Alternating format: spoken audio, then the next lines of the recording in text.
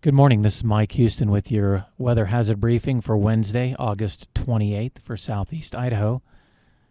Taking a look at the fuel information across the region, we continue to see critical conditions for fuels in most zones here for southeast Idaho. Looking at satellite imagery this morning, we have a high-pressure ridge across the region. And if you look off the California coast, there is a subtropical disturbance lifting north, which will rotate up over the ridge here on Thursday. And then further off the coast, you see a low-pressure system developing out here in the Gulf of Alaska, and that'll migrate east towards the northwest coast here a little later in the forecast period. Looking at our forecast charts for today, the ridge hold firm with dry conditions across southeast Idaho, but you see that subtropical wave now lifting up into the northwest coastal waters of California with associated thunderstorm activity developing across the western Great Basin on up into Oregon.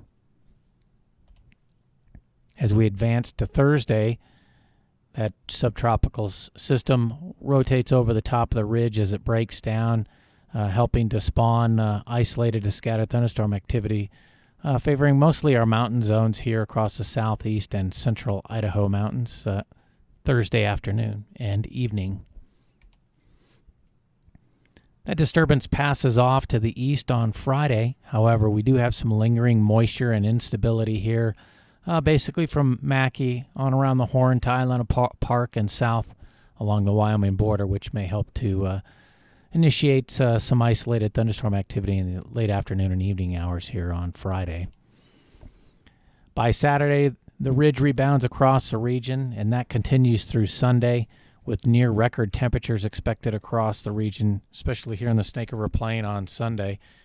The depiction here has the highs in the lower 90s. I think we'll probably see readings, at least in the eastern Magic Valley and lower Snake Plain, in the mid to upper 90s, which will approach record levels for those areas. Highs in the central mountains generally in the upper 80s to lower 90s, and similar readings here across the southeast highlands. Didn't want to get too far out into the forecast. There was a lot of variability next week concerning that incoming low for Tuesday and Wednesday, so not even going to bother showing those graphics for you. If you had any comments, questions, or concerns, you can give us a call here at the number on the screen. Thank you.